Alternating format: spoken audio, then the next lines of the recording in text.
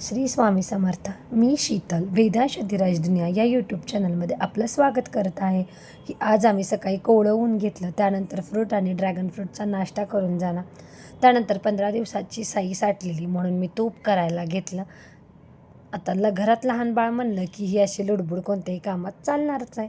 ते आता मला नवीन काही राहिलेलं नाही आहे. मग अधिराजने येऊन मला मदत केली तूप काढण्यामध्ये.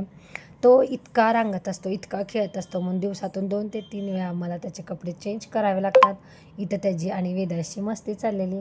आता मुलं पालेभाज्या खात नाहीत म्हणून काही ना काही नवीन तर करावंच लागतंय. म्हणून मी तुरीची डाळ, मुगाची डाळ, पालक, त्यात थोडे टोमॅटो आणि चिंच टाकून कुकरला छान असं उकळून घेतलं. त्यानंतर त्याची छान अशी कन्सिस्टन्सी घट्ट होईपर्यंत त्याला मॅश केलं आणि नंतर एका पातेल्यामध्ये थोडंसं तेल, त्यात जिरी, मोहरी, हिंग, लसणाची छान फोडणी दिली आणि ती कुकरमध्ये उकडलेली डाळ टाकून त्यात थोडंसं तिखट टाकलं, लाल मिरची पावडर फक्त टाकायची आणि चवीसाठी थोडा सांबार मसाला टाकून छान असं तयार करून घेतलं. जशी तुम्हाला कन्सिस्टन्सी हवी तसं पाणी टाकलं, छान त्याला उकळी येऊन दिली आणि फायनली याला डाळ सांबार म्हणू शकतो आपण, पालक डाळ सांबार असं तयार केलं.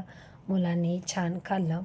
घरात स्नॅक्ससाठी आम्हाला काही ना काही हवं असतं म्हणून आज करंज्या करायला घेतल्या.